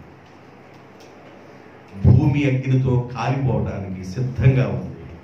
కాబట్టి ఆ రోజు రాకముంది. ఆస్ట్రేలియా దేశంలో గత 2 years బ్యాక్ లేదా 4 years బ్యాక్ అడవులు తగలబడ్డాయి, భయంకరంగా తగలబడ్డాయి అడవులు. అక్కడ కంగారు అనే జీవులు అక్కడ ఎక్కువ ఉంటాయి. అసలు ఎటు వెళ్ళాలో తెలియక నలుమూలలు ఎక్కిన పడితే అడవులో ఉన్న మృగాలు, అడవులో జీవించేవాడు, అడవులో ఉన్న ప్రజలు, అడవులో ఉన్న జంతువులు భయంకరంగా అరుస్తూ చనిపోతూ ఉంటే కాలిపోతున్న అడవిని ఆపలేక హెలికాప్టర్లు సహాయం చేస్తున్న మంటలు ఆరిపోక భయంకరమైన ఉగ్రత. ఒకవైపున ప్రకృతిపరమైన ఉగ్రత, మనుషులకు రోగపరమైన ఉగ్రత ఎన్నో భూమి మీదకు వస్తూ ఉన్నాయి. దానికంటే మించిన ఉగ్రత రాబోతుంది. దాని నుండి నువ్వు తప్పించబడాలంటే నువ్వు బాప్తిజం పొందాలి. దేవునికి స్తోత్రం. నువ్వు బాప్తిజం పొందాలి. అనేక మంది ప్రజలు బాప్తిజం పొందారు. సుంకరు, సైనికులు, ఉద్యోగస్తులు, అనేక మంది జనసమూహం తండోపతండాలకు వచ్చి బాప్తిజాన్ని పొందుతున్నారు. కారణం ఏంటంటే ఉగ్రత నుండి తప్పించబడటం కోసం. దానితో పాటు బాప్తిజం పొందడమే కాదయ్యా, అలాగైతే ఇంకా మేమేం చేయాలి అని అడుగుతుంటే, మీలో రెండంగిలి కలిగిన వాడు ఏమీ లేని వారికి ఇవ్వండి, ఆహారం కలిగిన వాడు అలాగే పెట్టండి. ఒకటి. రెండోది, సుంకరులను అడిగితే మీరు ఎవరిని బాధించకయు మీకు ఇవ్వబడిన జీతాలతో మీరు తృప్తి పొందండి, ఎవరి మీద అన్యాయంగా వసూలు చేయబాకండి అన్నాడు. సుంకం, పన్ను వసూలు అన్యాయంగా చేయబాకండి. సుంకరులారా, పన్ను వసూలు అన్యాయంగా చేయబాకండి. సైనికులారా, ఎవరిని బాధ పెట్టబాకండి, మీకు ఇవ్వబడిన జీతాలతో మీరు బ్రతకండి. బల కింద చేతులు పెట్టి లంచం కొరకు ఆశించబాకండి, మీకు ఇవ్వబడిన జీతాలతో మీరు తృప్తి పొందండి అని మాట్లాడుతున్నాడు. వీళ్ళందరూ ఈ 3 మనుషులతో 3 రకాలైన 3 సార్లు చెప్పాడు. 7వ అధ్యాయం దగ్గర నుండి 3వ అధ్యాయము 7వ వచనం దగ్గర నుండి 14వ వచనం వరకు 3 సార్లు చెప్పారు. అలాగైతే మేమేమి చేయాలి. పౌలు అంటాడు, నేనేమి చేయాలనుకున్నానంటే నా బ్రతుకు మూలంగానైనా నా చావు మూలంగానైనా క్రీస్తు కొరకే బ్రతికి నేను చనిపోవాలనుకుంటున్నాను. ఒక తీర్మానంతో బ్రతకాలి, దేవుని కోసం బ్రతకాలి, దేవుని వైపు చూడాలి, దేవుని మీద ఆనుకోవాలి. మనుషుల వైపు చూసినంత కాలం నీ జీవితంలో ఏ ఆశీర్వాదాన్ని నీవు పొందలేవు, అనుభవించలేవు. నీవు దేవుని వైపు చూస్తే, భక్తుడిని దావీదంటాడు, కొండల తట్టు నా కన్నులు ఎత్తుతున్నాను, కొండల్లో నుండి నాకు సహాయం రాదు, కానీ కొండల తట్టు అంటే ఆకాశం వైపు నా కన్నులు ఎత్తుతున్నాను, నాకు సహాయం చేసే దేవుని మీదే నా మనసును ఉంచాను. మనుషులను నమ్మటం కంటే, రాజులను నమ్మటం కంటే, రథములను నమ్మటం కంటే, గుర్రాలు నమ్ముకోవటం కంటే దేవుణ్ణి ఆశ్రయించటం శ్రేష్టమైంది కదా. ఇంకా 2 మాటలు క్లుప్తంగా చెప్పేసి 2-3 మాటలు ఊహించేస్తారు. 2-3 మాటలు అంటే ఒక్కో మాట ఒక గంట చెప్పుకోవచ్చు. అందుకని 2-3 మాటలు అంటే తక్కువలో చెప్పేస్తారు. ఒకసారి పౌలు శీల సేవ చేయడానికి వెళ్ళారు. మొదటిసారి సేవలో ఎవరు వెళ్ళారంటే పౌలు బర్నబా వెళ్ళారు. మీకు మిషనరీ ప్రయాణాలని చెప్పాను, చాలా సార్లు చెప్పాను. మిషనరీ ప్రయాణం పౌలు 3 సార్లు మిషనరీ ప్రయాణం చేశారని. పౌలు మొదటి మిషనరీ ప్రయాణంలో పౌలు బర్నబా కలిసి పనిచేశారు. వారితో మార్కు అనే మారు పేరు కలిగిన యోహాను కూడా పరిచయం చేయడానికి వెళ్ళారు. పేతురు కోసం అత్యాశక్తిగా ప్రార్థన చేసిన మరియమ్మ ఇల్లు, ఆ మరియమ్మ కుమారుడు మార్కు అని మారు పేరు కలిగిన యోహాను. ఈయన పౌలు బర్నబా సేవకి వెళితే వాళ్ళకి పరిచయం చేయడం కోసం వెళ్ళాడు. మొదటి మిషనరీ ప్రయాణం. రెండో మిషనరీ ప్రయాణంలో పౌలు శీల వెళ్ళారు. ఇలాగా పౌలు గారు 3 మిషనరీ ప్రయాణాలు చేశారు. ఈ రెండో మిషనరీ ప్రయాణంలో ఏమి జరిగిందంటే, పౌలు శీల వెళ్ళిన ప్రాంతంలో పుతోను దెయ్యం పట్టిన వ్యక్తి కనబడింది. ఏ దెయ్యం అంట? పుతోను. పుతోను భాషాంతరమున పుతోను మీన్స్ నాగమ్మ అనే దెయ్యం పట్టిందంట. ఏ దెయ్యం పట్టింది? పుతోను దెయ్యం పట్టింది. నాగిని అనే దెయ్యం పట్టింది. ఈ దెయ్యం బట్టి ఆమె ఏం చేసిందంటే, ఏమి జరగబోతుందో ఇతరులకి, ఆ కుటుంబంలో ఏం జరగబోతుందో ఆ దెయ్యం సోది రూపంలో చెబుతుంది. ప్రజలందరూ ఆమెని చాలా ఘనంగా కొలుస్తున్నారు. ఎందుకంటే జరగబోయే చెబుతున్న వాళ్ళని మరి ఘనంగా కొలవరండి, జరగబోయే చెబుతుంది కదా. అయితే పౌలు గారిని ఆమె చూసింది. ఏమి? పుతోను దెయ్యం పట్టిన ఆమె చూసింది. ఆమె చూసి కేకలేస్తుంది, సర్వోన్నతుడైన దేవుని సేవకుడు, ఈయన సర్వోన్నతుడైన దేవుని సేవకుడు, ఈయన సర్వోన్నతుడైన దేవుని సేవకుడు, ఈయన దేవుని యొక్క మార్గాన్ని గురించి మీకు బోధించేవాడని ఆ దెయ్యం కేకలేస్తుంది పౌలుని చూసి. చాలాసార్లు కేకలేయటం చూసి ఆ దెయ్యాన్ని గద్దించాడు పౌలు. ఆమెలో నుండి నువ్వు తక్షణం విడిచిపెట్టి వెళ్ళిపో అన్నాడు. దైవజనుడు ఎప్పుడైతే ఆ మాట ఆజ్ఞాపించాడో ఆ దెయ్యం ఆమెలో నుండి వెళ్ళిపోయింది. దేవునికి స్తోత్రం. కొన్ని సంవత్సరాల క్రితం మరి ఆమె చనిపోయింది. ఊళ్ళో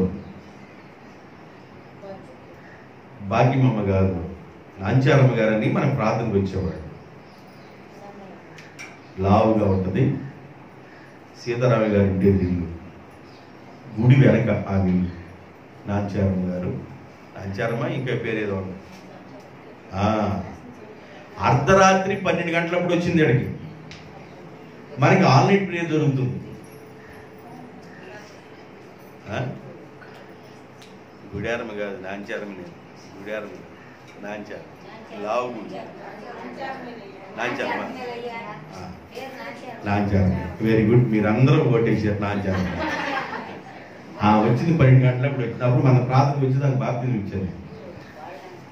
అయితే ఆ అమ్మగారు 12 గంటలప్పుడు వచ్చి, అయ్యా మా ఆయన గారు మంచం మీద పడుకోలేకపోతున్నాడు, ప్రార్థన చేద్దురు రండి అయ్యా అని చెప్పేసి అన్నది. అమ్మ ప్రార్థన జరుగుతుంది, బల్లారాధన అయిపోయిన వెంటనే వస్తానులే, వీళ్ళు భోజనం చేస్తూ ఉంటారు అని చెప్పాను. కొద్దిసేపు కూర్చుంది. ఆయన అంత తట్టుకోలేకపోతున్నాడు, మంచం మీద అటు పొరుగుతున్నాడు, ఇటు పొరుగుతున్నాడు. అయ్యి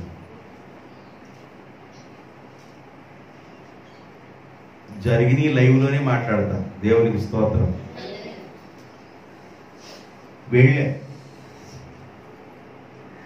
వెళితే ప్రార్థన చేస్తా ఉన్నాం, కళ్ళు మూసుకున్నాం. మధ్యలో ఎందుకో కళ్ళు తెరవాలనిపించింది. కళ్ళు మూసుకొని ప్రార్థన చేస్తుంటే పాప ఆయన మంచంలో ఉన్నాడు, ఆ మంచం పక్కన నుంచి ఉంది. ప్రార్థన చేస్తా, దేవా మీ బిడ్డను దర్శించు నాయనా, బాధపడుతున్నాడు అయ్యా సహాయం చేయండి. ఆయనకేం బలహీనతుందో అని అనుకుని ప్రార్థన చేస్తాను. నన్ను తీసుకెళ్ళిందే బ్రూస్లీ ఉంటాడు చూసావా, సినీ యాక్టర్ బ్రూస్లీ అని, వాడు ఇలా పెడతాడు. అవి అట్ట పెట్టేసింది, ఇక గుద్దడానికి సిద్ధంగా ఉన్నట్టుగా బ్రూస్లీ పెట్టినాడు. నాకు పరిశుద్ధాత్మ దేవుడు చెబుతున్నాడు, కళ్ళు తెరిచి చూడండి. కళ్ళు తెరిచి దానికి బ్రూస్లీ పెట్టినట్టుంది. ఆమె ఆకారంతో ఇక బ్రూస్లీ పెట్టినట్టు పెట్టింది. ఇట్ట నేనేం చేయలేదు, యేసునాములని ఒక్క దెబ్బ అట్ట అన్నా, బ్రూస్లీ పడిపోయాడు. దేవునికి స్తోత్రం. హల్లెలూయా. ఆ ఒక మంచం పడ్డది, ఈయన లేచాడు. ఇప్పుడు ఆ కూరలు ఆడుతున్నా చూసావా, ఆయన పైకి లేచాడు ఈ పడగని. అక్కడ కొన్ని విషయాలు అడగడం జరిగింది. అవి కొన్ని శక్తులు ఎలాగొచ్చినాయో అవి చెప్పి నీకు బయటపడి, ఎవరి ద్వారా పంపించబడ్డాయి అవి చెప్పి నేనేం చేసినట్టు ప్రార్థించొద్దా, ఎవరి దగ్గర నుంచి వచ్చారు వాళ్ళ దగ్గరికి కొండి వేసినాము అన్నాను, వాళ్ళు వేసాను కాదు. మనం చేయాల్సింది అదేగా, అంతేనా? వాటిని ఎక్కడే పంపకూడదు. దెయ్యాలు వేసుకున్నావు అన్నయ్య, అయ్యా పందుల్లోకి వెళ్తా ఉంది, అయ్ పందులకు వద్దు అంటే పందుల్లోకి వెళ్ళక సరే కొండ అన్నాడు. ఆయన కొండ అన్నాడు, 2000 పందుల్లోకి వెళ్ళిపోయింది. 2000 పందులు వెళ్ళిపోయి సముద్రం పడి చచ్చిపోయింది. కొన్ని దెయ్యాలు ఎక్కడి నుండి వస్తాయి మనకు అర్థమవుతుంది. అర్థమైనప్పుడు మనం ఏం చేయాలంటే తోలేటి వాడికి ఆడకి తోలేటివి యాడ్ నుండి వచ్చారో మీరు ఏసునామలో ఆడికి వెళ్ళిపోవాలి. తోలేటివి తోలేసి వచ్చేసారు. దేవునికి స్తోత్రం.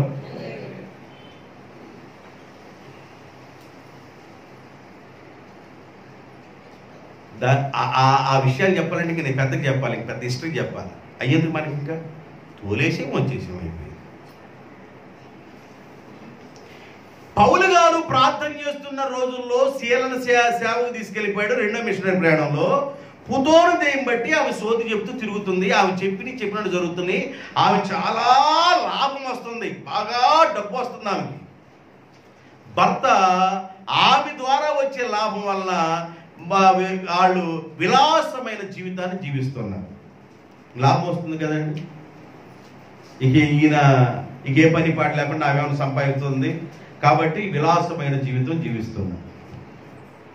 పౌలు గారు ఆమె ఉన్న ప్రాంతానికి వెళ్ళాడు. సర్వోన్నతుడైన దేవుని సేవకుడా అని ఆయన కేకేస్తూ, వీరు దేవుని యొక్క మార్గాన్ని గురించి మీకు బోధించడానికి వచ్చిన ప్రజలు యూత్. కొన్నిసార్లు వెన్నించి ఆవులు పనిచేసి దురాత్మ బయటికి రా అన్నాడు. బయటకు వచ్చేసింది, వెళ్ళిపో అన్నాడు. దురాత్మనికి వెళ్ళిపో, ఇక నువ్వు చేసినంతకాలం ఆవులో ఉన్నావు, ఇక నీ వెళ్ళిపో అన్నాడు. అవి వెళ్ళిపోయింది. దెయ్యం వెళ్ళిపోయింది. ఇక ఏం ఖాళీ మనిషి అయింది. ఇక ఇంకేం చెప్పడానికి అర్థం కావట్లేదు. అంతకుముందు దెయ్యం ఉంటే చెప్పింది, ఇప్పుడు దెయ్యం లేదు. దెయ్యం వెళ్ళిపోయిన తర్వాత ఇంకేం చెప్పింది, ఏం చెప్పాలి అర్థం కావట్లేదు. లాభం రావట్లేదు. లాభ ప్రాప్తికి వెళ్తి కలిగింది. అప్పుడు ఏం చేశాడంటే ఆమె భర్త పౌలు శీలని ఆ ఊర్లో ఉన్న గ్రామంలో ఉన్న పెద్దల దగ్గర తీసుకెళ్ళి, నా భార్య దగ్గర ఉన్న మరి మాకు వచ్చే లాభాన్ని మా నోటి దగ్గర కొట్టేశారు అయ్యా అని చెప్పారు. వీళ్ళు ఏదో తప్పు చేసినట్లుగా, నేరం చేసినట్లుగా, ఘోరం చేసినట్లుగా పౌలుని శీలని హింసించి చెరసాలలో వేశారు. జాగ్రత్తగా వినాలి. పౌలు మేలు చేశాడా, కీడు చేశాడా? దెయ్యం ఒక వ్యక్తిలో ఉండటం మంచిదా, దెయ్యం వెళ్ళిపోవటం మంచిదా? దెయ్యం ఉంటే ఊడిసిద్ది శుభ్రంగా. ఇల్లుడుతాం, పొద్దున్నే ఇల్లుడుతామే అట్ట ఊడి చేసిద్ది. నువ్వు ఎన్ని చేసినా ఆశీర్వాదం రాదు. ఊడి చేస్తా ఉంటుంది పొద్దున. అది కూడా ఒకసారి కసువుడు అంటే దెయ్యం కూడా కసువు ఊడిచింది. పచ్చడి నూరు అంటే పచ్చడి నూరు. ఏంటంటే చెబుతున్నాడు పౌలు గారు అంటారా? ఈసారి పట్టినప్పుడు పచ్చడి నూరు ఇస్తానున్నాడు. రోల్ ఒకటి కొన్నారు ఈ మంచి మిరపకాయలు అయిపోయి నువ్వే గ్యాస్ దగ్గరికి వెళ్ళి పచ్చడి నూరు అని చెప్పాలి. దేని గుంజండి అంటే తీయాల. పరిగెత్తు గొలుసులు బాగా చుట్టూ 7 రౌండ్లు అంటే 7 రౌండ్లు 8 అంతే. దెయ్యం దేవుని మాట విందండి? విందా? దెయ్యం దేవుని మాటకు లోబడిపోదు. దేవునికి స్తోత్రం. దేవుడు గారి లేడా ఊడిసిద్ది. సెల్ ఫోన్ ఉడతామే అట్ట ఊడిసిద్ది. ఆశీర్వాదాలు ఉండవు, దీవెన ఉండదు. దేవుని యొక్క సన్నిధి మన గృహంలో లేకపోతే, దేవుని యొక్క కాపుదల మన గృహంలో లేకపోతే, దేవుని ఆశీర్వాదం మన గృహంలో లేకపోతే సాతాను శక్తులు ఊడ్చేస్తాయండి. పౌలు ఆ దెయ్యాన్ని అనుకొడితే పౌలు శీలని తీసుకెళ్లి జైల్లో పెట్టారు. ఆ రోజున వాళ్ళు కొట్టబడ్డారు, గాయాలైపోయింది, వాళ్ళకి గాయం చేయబడ్డారు.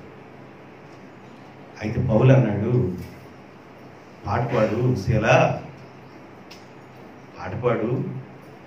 అర్ధరాత్రి వేళ వీళ్ళు పాట స్టార్ట్ చేశారు. దేవునికి స్తోత్రం. హల్లెలూయా. అర్ధరాత్రి వేళ పాట స్టార్ట్ చేశారు. వాడు పాడుతూ ఉండగా, అందుకని పాటలు కూడా పాడండి, పాటలు పాడండి, పాటలు పాడండి, పాడేటప్పుడు అందరూ పాడండి, పాడేటప్పుడు అందరూ చప్పట్లు కొట్టండి. ఎందుకు సేవకులు చెప్తారంటే పాటలో దేవుని శక్తి ఉంది. పాటలు ఏముంది? దేవుని శక్తి ఉందండి. పాటల్లో దేవుని శక్తి ఉంది. వాక్యం మాట్లాడుతున్నప్పుడు దేవుని శక్తి పనిచేస్తుంది. పాటల్లో దేవుని శక్తి ఉంది. శరసాలు బద్దలైపోయి భూకంపం జరిగింది. పౌలు శీల ఆ శరసాలు ఎల్లక మునుపు అంతకుముందు ఖైదీలు ఉన్నారు. ఇతరులు హత్య చేసిన వాళ్ళు, పెళ్ళాలు చంపిన వాళ్ళు, దొంగతనాలు చేసిన వాళ్ళు, ఆ ఖైదీలు మొత్తం జైల్లో ఉన్నారు. వాళ్ళందరూ పౌలు శీలకి వెళ్ళి వచ్చారు. మీరేం చేసి వచ్చారు? మేము పలానా చేశాం కానీ మీరేం చేసి వచ్చారు అన్నారు. మేమేం చేయలేదయ్యా, దేవుని సేవకులు, మేమేం చేయలేదు, ఏమి చేసో రాలేదు అని అంటే వాళ్ళు నవ్వుకుంటా పాపం కూర్చున్నారు. మేమంటే దొంగతనాలు, మేమంటే ఏదేదో చేసాం, మేము జైల్లోకి వచ్చాం, మీరు ఎందుకు వచ్చారయ్యా? దేవుని సేవకులు అంటున్నారు. మీరు దేవుని సేవకులే మీరు జైల్లోకి రావడం మీద వాళ్ళు అనుకుంటున్నారు. ఆ రాత్రి ఒకవైపున ఏమన్నా శ్రమపరచబడ్డారు, గాయాలైపోయి, ఒకవైపున ఏమన్నా ఆడ మాటలు. ఇన్ని విషయాల మధ్య కూడా అన్నింటిని మర్చిపోయారు వాళ్ళు. గాయాలైపోయినాయి అని వారం రోజులు గుర్తు చేసుకుంటా ఆ వారం రోజులు బాధపడతలేరు. అన్నింటిని ఆ క్షణమే మర్చిపోయారు వాళ్ళు. దేవునికి స్తోత్రం. తుడి చేసుకున్నారు అంతే. లోపలికి వెళ్తేనేమన్నా మళ్ళీ వాడు గాయాలు రేపుతున్నారు, వాడిని కూడా తుడి చేశారు. ఇవన్నీ వేస్ట్. కానీ శీలా ఒక పాట పాడు, దేవుణ్ణి మహిమపరచాలి. ఇవన్నీ వేస్ట్ ప్రోగ్రామ్, ఇదంతా చెత్త, తీసేయి, పాట పాడు అన్నాడు. దేవుణ్ణి మహిమపరచు అంటే పాట స్టార్ట్ చేస్తూ ఉండగానే భూమి కంపించి ఆ శరసాలు బద్దలైపోయినాయి. లోపల ఉన్న ఖైదీలు చూశారు, భయం వచ్చేసింది వాళ్ళకి. దేవునికి స్తోత్రం. దేవుడు అలా కలిగిస్తాడు భయాన్ని. అంతకుముందు పౌలు శీలను పట్టుకొని అలాగ హీనంగా చూసే వాళ్ళకి భయము కమ్ముకుంది. వీళ్ళందరూ ఆ శరసాల నుంచి బయటకు వెళ్ళిపోయి మీటింగ్ పెట్టుకొని కూర్చున్నారు. శరసాల నాయకుడు నిద్రలో ఉన్నాడు, మేలుకున్నాడు. తర్వాత శరసాలలో ఎవరు లేరు. ఆయన దీపం వెలిగించి చూస్తే శరసాలలో ఎవరు లేరు. ఇంకేముంది, నా ఉద్యోగం పోతే పోయింది, ఉద్యోగం మెయిన్ కాదు, ఇక నన్ను నా కుటుంబాన్ని మిగలనివ్వరు, కాబట్టి నేనే చనిపోతానని తన కత్తి తీసి పొడుచుకోబోతున్నప్పుడు పౌలు అంటాడు, అయ్యా నువ్వు ఏ హాని చేసుకో. శరసాల్లో ఉన్న ఒక్క ఖైదీ బయటకు వెళ్ళలేదు. వీళ్ళందరూ దేవుని మాటలు పెట్టినారు. రా అని అంటే అందరిని దీపం తీసుకొని పోయి లెక్కేసాడు. ఒక్కడ జారి వెళ్ళిపోవాలి. అందరూ ఉన్నారు.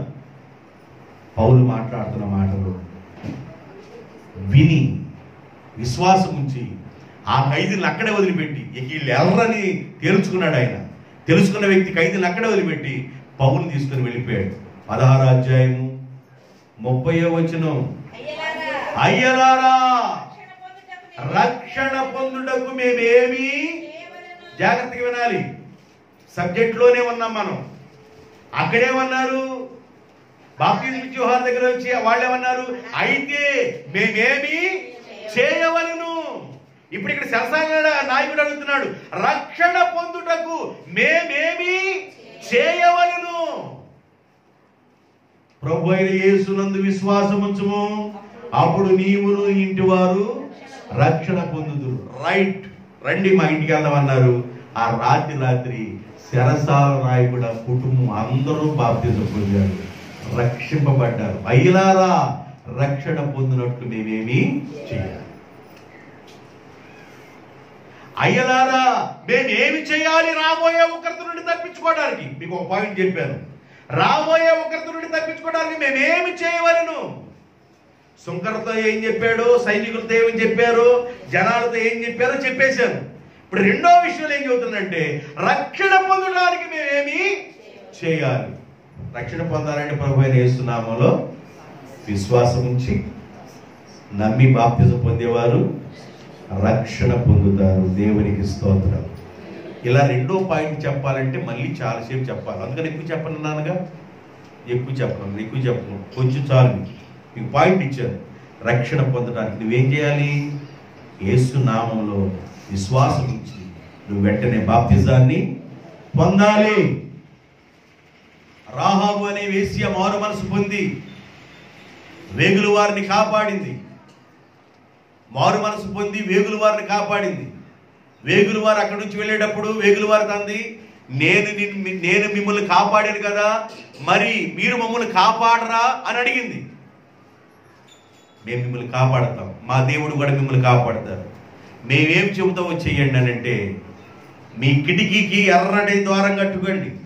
ఎర్రటి దారం దేని గుర్తు అంటే యేసు యొక్క రక్తానికి గుర్తు, అది రక్షణకు గుర్తు. ఆ దారం కట్టుకోండి. నిశ్చయముగా మేము ఈ ప్రాంతానికి వచ్చినప్పుడు మీ కుటుంబం కాపాడబడటానికి, మీ కుటుంబంలో ఉన్న వారి ఇళ్లలోనే ఉండండి, తలుపులు వేసుకోండి, బయటికి రాబాకండి. మీ ఇల్లు కాపాడబడుతుంది, మీ ఇల్లు రక్షింపబడుతుంది అన్నారు. ఇజ్రాయిల్ అందరూ బయలుదేరి ఎరుకో పట్టణం నుంచి వెళుతున్నప్పుడు రాహాబు అనే వేశ్య కుటుంబం కూడా వాళ్ళతో చేర్చబడ్డారు. దేవునికి స్తోత్రం. అర్థమైందండి? రాహాబు అంతకు ముందు వేశ్యే గాని ఇప్పుడు ఆమె మారు మనసు పొంది రక్షణ అనుభవంలోకి వచ్చిన వ్యక్తిగా రాహాబు నిలబడింది. దేవుని యొక్క పాద సన్నిధానంలో రాహాబు యేసుక్రీస్తు యొక్క వంశావళిలోనికి వచ్చింది. రక్షణ పొందినట్లు నేనేమి చేయాలి? మూడో విషయం చెప్తాను. అంటే ఒక విషయం ఎక్కువ టైం చెప్పాను కదా, రెండో విషయం అయిపోయింది. మూడో విషయం చెప్తాను. లూకాసు వార్త 18వ అధ్యాయం, లూకాసు వార్త 18వ అధ్యాయం 19వ వచనం. ఒక అధికారి ఆయన చూచి సద్బోధకుడా నిత్య జీవమునకు వారసుడను అగుటకు నేనేమి చేయవలెను? ఉగ్రత నుండి తప్పించుకోవడానికి మేమేమి చేయాలి? రక్షణ పొందడానికి మేమేమి చేయాలి? నిత్య జీవానికి వారసుడు అవ్వటానికి నేనేమి చేయాలి అని ఒక ధనవంతుడైన యవ్వనస్తుడు యేసు ప్రభువుని అడుగుతున్నాడు. నిత్య జీవం వెళ్ళాలని అనుకున్నావా? నీవేం చేయాలో చెప్తాను విను. ఆజ్ఞలను పాటించు. 10 కమాండ్మెంట్స్ 10 ఆజ్ఞలు ఉన్నాయి చూసావా? ఆజ్ఞలు నేను చిన్నతనం నుండే పాటిస్తున్నానయ్యా. నీకొకటి కొదువుగా ఉంది, ఆ కొదువును కూడా తీర్చుకున్నాడు. నిత్య జీవానికి వారసులు కావాలంటే, నిత్యత్వానికి వెళ్ళాలంటే ఇక్కడ నువ్వు రక్షణ పొందాలి. ఇక్కడ నువ్వు రక్షణ పొందితే రాబోయే ఉగ్రత నుండి తప్పించబడతావు. 3 మాటలు చెప్పాను. ఈ 3 మాటలు హృదయంలో ఉంచుకోండి. ఉగ్రత నుండి తప్పించబడటం కోసం మేమేమి చేయాలి? రక్షణ పొందటం కోసం మేమేమి చేయాలి? నిత్య జీవానికి వారసులు అవ్వడానికి మేమేమి చేయాలి? ఈ 3 మాటలు మోసుకొని వెళ్ళండి. దేవుడు మిమ్మల్ని, మీ కుటుంబాన్ని దీవించును గాక. ఆమేన్. తరలించు.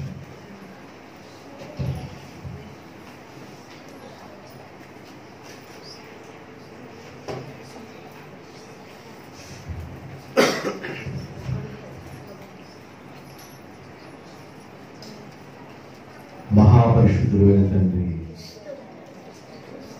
ప్రేమాస్వరూపుడైన మా ప్రభువా, నమ్మకమైన తండ్రి, మీ పరిశుద్ధమైన పాదములకు స్తుతి స్తోత్రాలు చెల్లిస్తున్నాం. ఘనమైన మీ సన్నిధిలో ప్రార్థన చేస్తున్నాం. పరిశుద్ధమైన యేసుక్రీస్తు నామములో ప్రార్థన చేస్తున్నాం. రాబోయే ఉగ్రత నుండి తప్పించుకోవడానికి మేమేమి చేయాలని ప్రజలు అడుగుతున్నారు. శరసాల నాయకుడు అడుగుతున్నాడు, రక్షణ పొందడానికి మేమేమి చేయాలి? ధనవంతుడు అడుగుతున్నాడు, నిత్య జీవానికి వారసులు కావడానికి మేమేమి చేయాలి? మేమేమి చేయాలనే ప్రశ్న ప్రారంభమైనప్పుడు మీ యొక్క విధానాన్ని వారు తెలుసుకోగలుగుతారు. మేమేమి చేయాలి? మేమేమి చేయాలి? మా బ్రతుకుని ఎలా దిద్దుకోవాలి? ఎలా జీవించాలి? ఈ విషయాలు ప్రారంభమైతే దాని నుండి ఆశీర్వదించే దేవుడుగా ఉన్నారు. మీ బిడ్డ శ్రద్ధగా మీ మాటలు విన్నారు తండ్రి. విత్తబడిన సువార్తని నీరు గట్టి ఫలింప చేయండి, ముద్రించి భద్రపరచండి. యేసు రక్తాన్ని బిడ్డ మీద ప్రోక్షణ చేయించు. పరిశుద్ధ రక్తముతో నింపండి. ప్రతి సైతాను క్రియను కాల్చి వేస్తాను. గొప్ప వెలుగులు విడిచి యేసయ్య నామములో వేడుకుంటున్నాము తండ్రి.